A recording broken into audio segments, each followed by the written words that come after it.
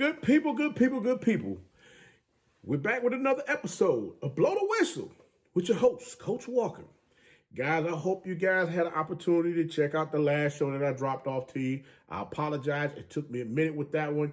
Again, you gotta understand, sometimes some of these episodes that I put together for you guys, some of these shows that I come up with concepts, when you're going back through and you editing some of this stuff, sometimes it takes a little longer than anticipated.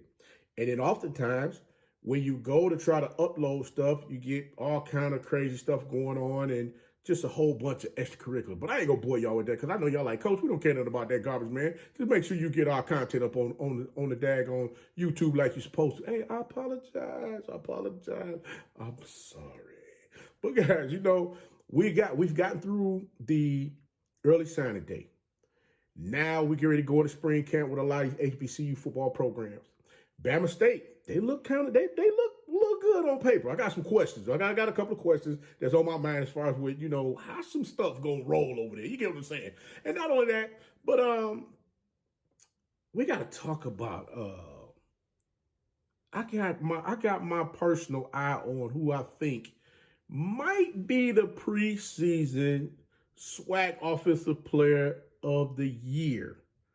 Yeah, I think I might have my eye on that person. I'm like, it's one or two guys that I'm looking at here. I mean, there's some folks that didn't play last season, so I really can't put, I can't put no eggs over there in them baskets. But, because I need some work. I need to see, what they were able to do out there on the field. But yeah, I got a couple of things that's going on through my mind here as far as with that. We're going to talk about that as well. But guys, we got some women's and men's basketball. A couple of games that I did watch. I want to give them a shout out on what they were able to do this evening. So we're going to do that as well. But guys, you know what? Like I say all the time, there's a lot of things many of you could have been doing, but y'all choose to hang out with your favorite coach. Guys, I appreciate you all for coming on through once again to see exactly what we got going down on over here. And I know a lot of times I give you some things that, kind of stretch your mind just a little bit as far as certain things that's going on in these HBCU streets out here, you feel me?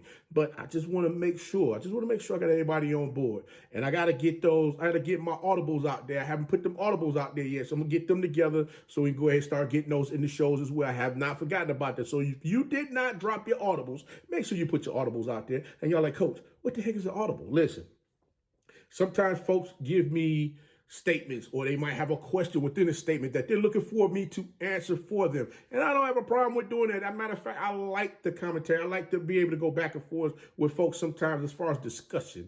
And like I said, I want to have that with you guys. I want to open this up so that we can do these type of things so that, we can go ahead and continue to keep growing this thing. You get me? But guys, I'm gonna get you the content as well as with the recruiting and all of those other things. I got stuff packed up, ready to go, trying to make this thing shake and bake and do what we need to do. So we're gonna go ahead and get on in this thing. Because I'm like, Coach, please jump on in here because you're killing me right now. But guys, I'm gonna start this thing off with this because I know y'all kind of a little testy right now, especially with the last one that I talked about, the FAMU athletic issues and their APR problems over there. Look, it's getting ready to get a little nasty. We're going to see how this is going to work out. I'm hoping and praying that everything works out for the athletic director / vice president.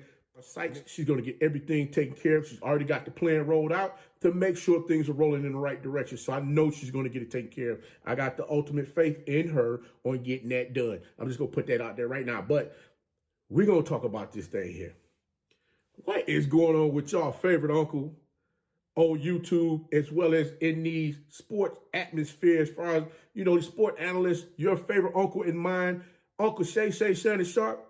Why are he and Mike Epps going at it now? I'm like, what in the world is wrong with y'all, man? I mean, all this, we gonna expose messages online and use a mofo and I don't do no fight no more, and clickety clack, bang, bang, bang, bang, pop, pop, pop, or whatever, how the heck Michael Epps put that. I'm just sitting there just shaking my head like, wow, this could not be more entertaining than anything in the world. And hey guys, if you're not aware, the NBA All-Star is happening this weekend. So just, hey, my money on this situation is they're building this thing up. They built this thing up so tough, Mike Epps going to end up on Club Shay Shay. I'm just going to call it right now. I'm going to call it right now because you know what? Sometimes you can pull the wool over coach's eyes, but I'm not going to let you do it all the time. And if I think you're blowing smoke, I'm just going to go ahead and call it out there and let the chips fall where they may. And we just deal with it after the fact. But yes, guys, I think Mike Epps is going to end up on Club Shay Shay, they're going to sit down and have a conversation. I think they're looking to break the internet one more again. So we're going to see how that rolls out. But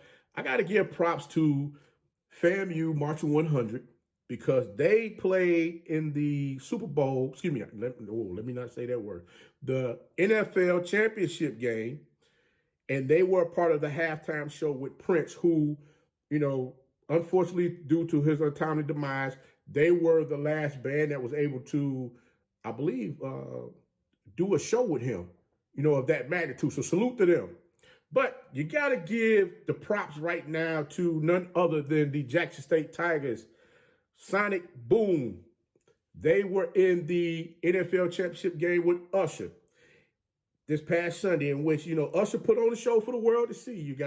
I'm still trying to get over Jermaine Dupri and them freaking socks. You know, they gave us a close-up picture of these socks to, you know, show us it was something different than what it was. I'm not going to tell you no tale. I thought them socks were some of the ruffled socks I used to get my daughter when she was a little girl. You know, them socks you put on, the little white socks, the ruffles on, you put on for them to go to church in with the little pretty dress on. I'm not saying nothing out of pocket, JD, please. I don't want to hear it. I do see you around in the city. We ain't got to go through all that. But I'm just saying that, I'm like, look, some of these styles and trends y'all giving us, man, is just a little bit, woo. I'm just trying to figure out what exactly is going on here. But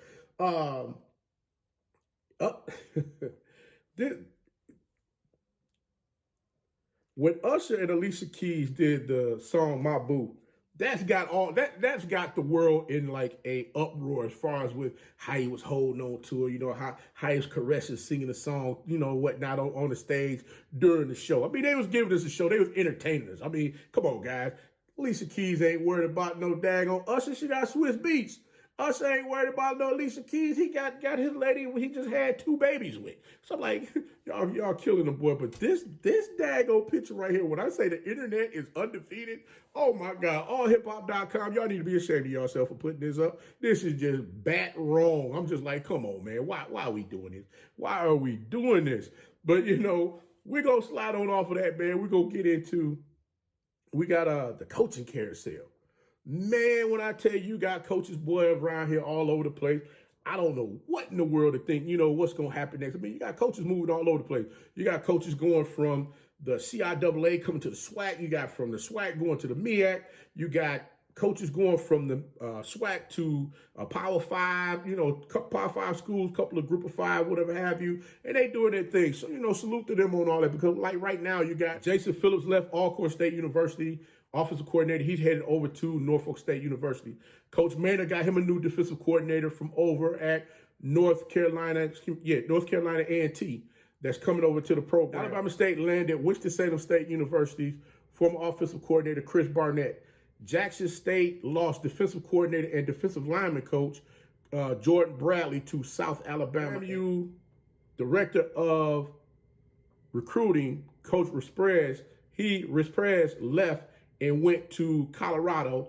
And then you have Coach, the former HBCU National Championship head football coach, Willie Simmons, left and went to Duke.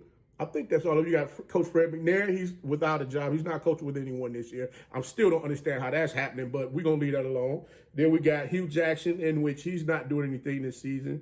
Coach McKinley over at Texas Southern, he's not doing anything. So we're going to wait and see how all of this turn out. Oh, we got Coach Dooley that left from over at Southern University. He's now over at Grambling State University as the offensive coordinator. So there's a lot of moving around that's going on right now. Coaches trying to put their coaching staffs together for this upcoming football season. So like I stated before, spring season is getting ready to start. So we're going to see exactly how everything turns out and how things are going to pan out for each of the teams. Now, I got to get into some of this basketball, because we had some basketball going on this evening. There's a lot of games that was played, but I'm going to talk about the 3. I'm going to give you the rundown on 3 that I was able to see this evening, in which it was congratulations to the Jackson State Lady Tigers for going 11-0. They beat Arkansas Pine Bluff 72-56. They had a couple of young ladies that had double figures in the game. Adriana Avett led all scores in the game with 20 points, 6 rebounds, 2 assists, 3 steals. And then you had Tylen Bowler had 13 points and 4 rebounds. University of Arkansas Pine Bluff women's basketball team had 4 players in double digits in this game. Kariah Beck had 14 points, 3 rebounds, 1 assist, and 1 block. Maya Pete had 11 points, 9 rebounds, 2 assists, and 1 steal. Jalissa Reese had 10 points, 12 rebounds, and 1 steal.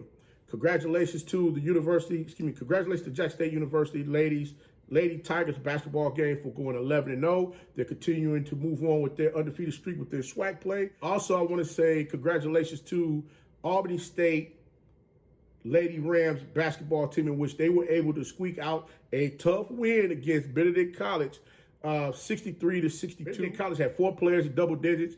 You had Kaya Evans had 14 points. Leah Lawrence had 12 points. Amaya Ashby had 10 points. Jackson had 10 points. Albany State Lady Rams had 3 players that had double digits in the game. Kiera Peterson had 16 points. Alyssa Southwood had 14 points. Chelsea Hill had 13 points. Jack State men's basketball beat the University of Arkansas Pine Bluff 76-63, in which they had 4 players in double digits. You had Jordan O'Neal, Keontae Corliss, both had 17 points. And you had Kevion Hunt with 14 points and Ken Evans Jr. with 13 points, while the University of Arkansas Pine Bluff had 16 points and 10 rebounds in the game for the Golden Lions.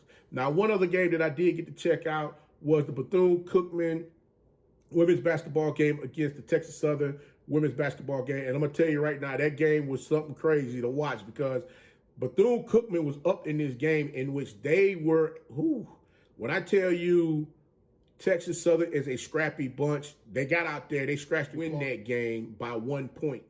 Texas Southern ended up winning that game against Bethune-Cookman 64-63. Now, the Wildcats had 2 players in double digits. You had Kayla White with 13 points, 8 rebounds, 3 assists, and 5 steals. And Deshaunay Edwards had 13 points, 2 rebounds, 1 assist, and 1 steal. Texas Southern had 2 players in double digits as well. Jordan Turner had 18 points, 11 rebounds, 4 assists, 1 block, and 1 steal. Ryan Harmon had 15 points, 1 rebound, and 1 assist. Now, we're going to talk about this Alabama State. What I'm looking at with Alabama State here. Now, Coach Eddie Robinson Jr., I'm going to tell you right now, I got the good eye on you, Coach Eddie Robinson. I got the good eye on you, because I want to see what you're going to do with this thing next year. Every year, your record has increased. You win up another game every year. I'm trying to find out, is this Alabama State Hornets year to make some serious noise with this thing? Because I was sitting here, I was thinking,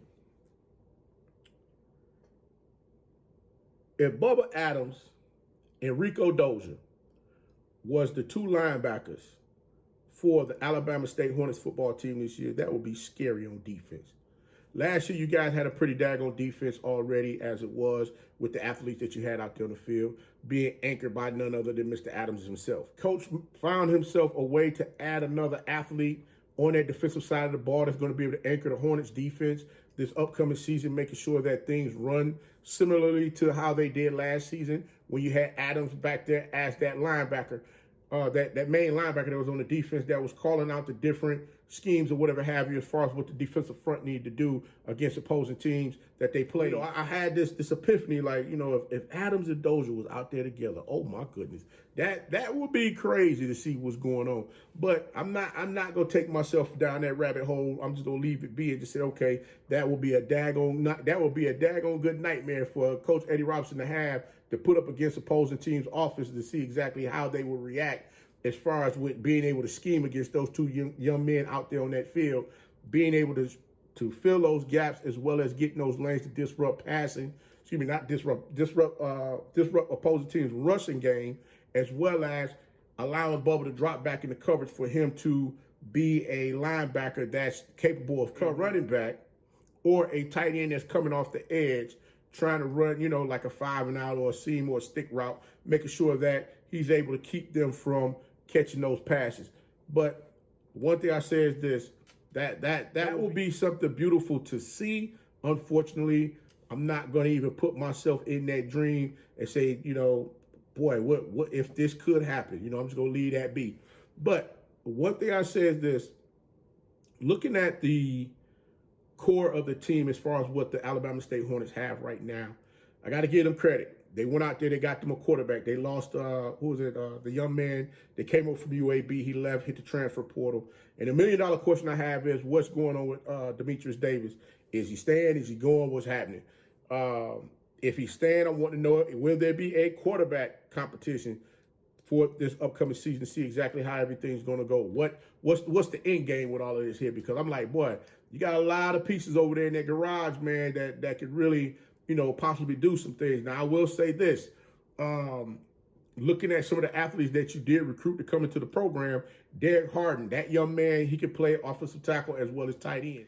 Eric Tarrant can line up as a defensive back or a wide receiver. So I'm looking at how Alabama State went about recruiting athletes to the program, where they have athletes that they can use seamlessly on either side of the ball. So it's kind of like utility players, where if I can use them more so on the offensive side of the ball, they'll play on offense. If I can use them on the defensive side of the ball, I'll put them on defense. So I like how he's able to interchange, athletes here and there to try to make things work. But the million-dollar question is going to be, how is that going to fit seamlessly when it comes down to the season, making sure that they're able to get out there and really contribute to the team to make sure things go in the direction that he wants them to go. Now, one thing I say is Drake Gonzalez is definitely an athlete that was recruited into the program, in which that young man, he's another one that can plug and play on either on the offensive side of the ball or the defensive side of the ball.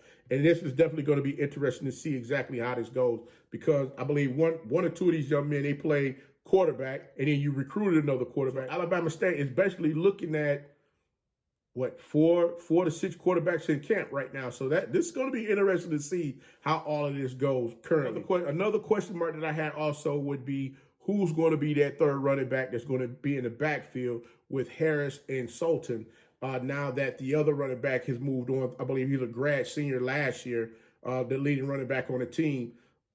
And not only that, but then you gotta account for D. Davis and his ability to get out there and run that ball as well out there on the field. So it's going to be a lot of interesting things to see how everything is going to mesh together once this Alabama State Hornets offense get out there on the field, as well as the defense, looking at how everything goes. Because keep in mind, Keshawn Johnson, he's no longer with the program.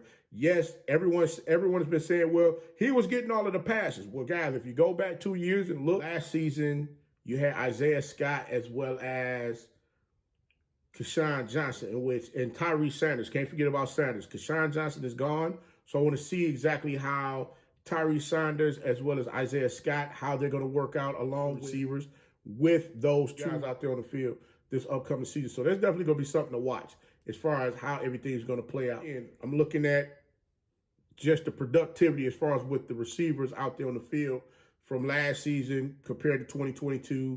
And then, come back with a synopsis as far as, how things may go. It's not necessarily saying how it's going to go, because the coaches, they can come up and change this thing and drop a hat like, Coach Walker, you think you smart. Well, we're changing this. But, all I'm simply saying is, listen, this is what I'm looking at here as far as with the Alabama State offense for this upcoming season. I definitely believe that they're going to, more so run like they did last year. Because, again, you got to make up for D. Davis not being out there on the field. If he's playing, if he's not playing, we got to wait and see how that's going to turn out to see exactly who's going to get that workload with when he was held accountable for running the ball out there on the field. So, and I'm talking about as far as design plays, not necessarily him dropping back in the pocket, scanning around to see who was open, pulling it down and run when he couldn't find nobody open out there on the field to throw the ball to. I'm talking about more so design plays that was set up for him to run the ball in him being in the gun or underneath center, however it was that they had him last season. So this is going to be something interesting to watch play out from start to finish. So again, coach is going to sit back, cool out, kick my feet back, watch how all of this is going to go, and we're going to see how this thing is going to play out. But guys, again, I give Coach Eddie Robinson Jr. and his coaching staff some props. They went out there, they got athletes that they can bring it to the program, a few of them that they're going to be able to plug and play right now, as well as a couple of projects here and there that they can, bring them gradually along for them to get out there and compete on the field. So we're going to see exactly how that turns out. But guys, I know y'all trying to figure out, Coach, who in the heck do you have for the SWAC preseason Offensive Player of the Year award? Well, I'm going to give y'all who Coach Walker will give the award to for tomorrow's Leader Sports Network. And I actually got two people that I'm looking at here. And those two individuals is Grambling State University quarterback Miles Crowley and Texas Southern University Ladarius Owens. The Texas Southern University running back Ladarius Owens are the two that I'm looking at. The possibility that they may give that award to Kelvin Dean over at FAMU, absolutely, because they are the champs. So I'm just saying, I'm just throwing it out there for everybody to understand, hey, this thing go a lot of different ways. But those are my top two right there. So, guys, Coach going to go ahead and get up on out this. You guys enjoyed the show that I presented for you.